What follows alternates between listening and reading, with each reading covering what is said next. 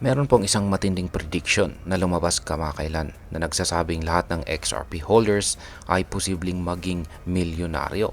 Totoo nga kaya ito? O isa lamang itong hype? Ating alamin ang buong detalye ng analysis na ito, pati na rin kung ano ang posibleng epekto nito sa atin bilang mga Pinoy crypto traders at investors na interesado kay XRP. Pero bago po tayo magpatuloy ay nais ko lamang po munang bigyang linaw ang aking disclaimer kung saan ang nilalaman po ng video na ito ay hindi po ito isang financial advice. For education and information purposes lamang po ang layunin nito.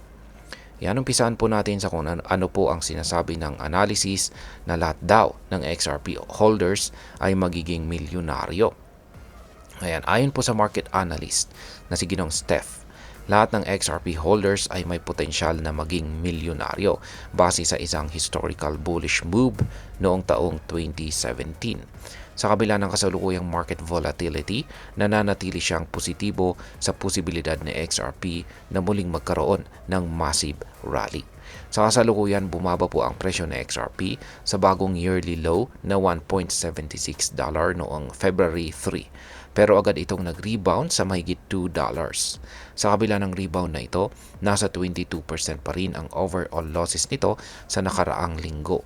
Ngunit ayon po kay Ginong Steph, ang pullback na ito ay normal lamang sa crypto market at hindi dapat ikabahala pagdating sa long-term growth ni XRP. Ngayon ay pwede bang maging katulad ng 2017 bull run itong si XRP ngayon? Ayan.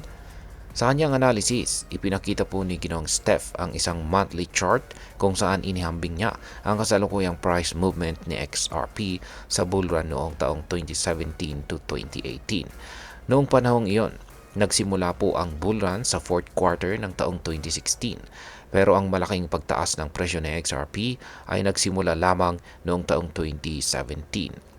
Mula March hanggang May ng 2017, sa XRP ay tumaas ng napakalaking 802% sa loob lamang ng 3 buwan.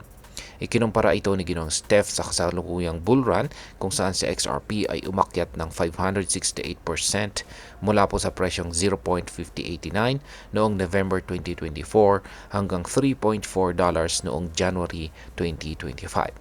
Ayon po kay Ginong Steph, nasa kalagitnaan pa lamang tayo ng potensyal na pag-akyat ni XRP. Kung susundan nito ang parehong pattern mula taong 2017, maaaring magkaroon tayo ng pangalawang malaking wave kung saan ay ang pagtaas ng presyo ni XRP na siyang magpapayaman sa mga XRP holders.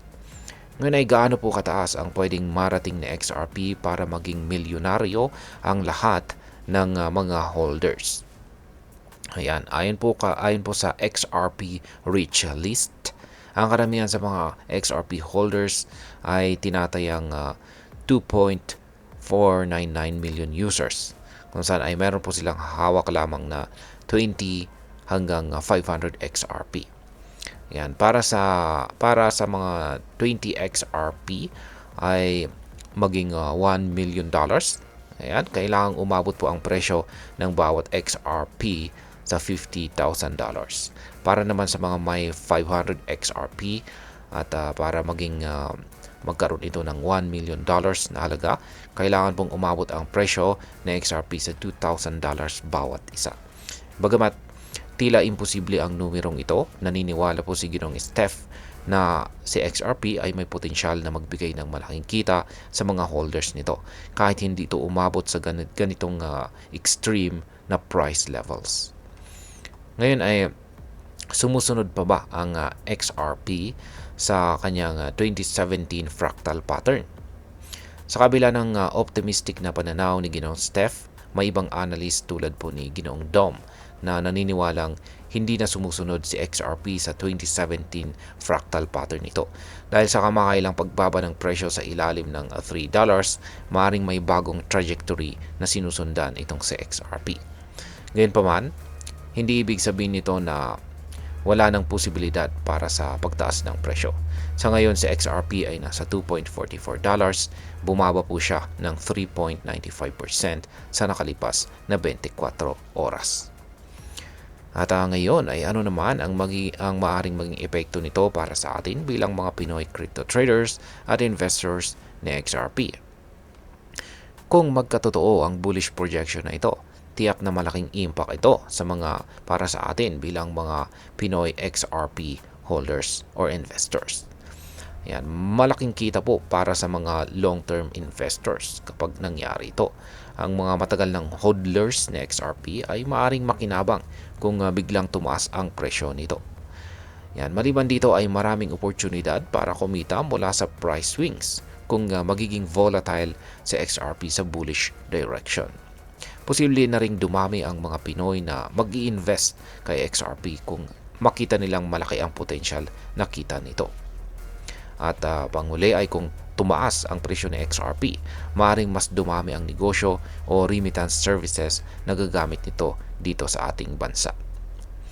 Yan, bilang panghuli ay ano naman po ang aking masasabi tungkol dito. Yan, napaka-bold o napakatapang ng prediction ng lahat ng XRP holders. Yan, napakatapang po ng prediction na lahat ng XRP holders ay magiging milyonaryo. At bagamat exciting ito, hindi natin dapat kalimutan na ang crypto market ay volatile at hindi po tiyak o wala pong kasiguraduhan. Hindi natin alam kung uulitin nga ba talaga ni XRP ang kanyang bull run nitong nakalipas na taong 2017 o kung meron siyang bagong pattern na sinusundan.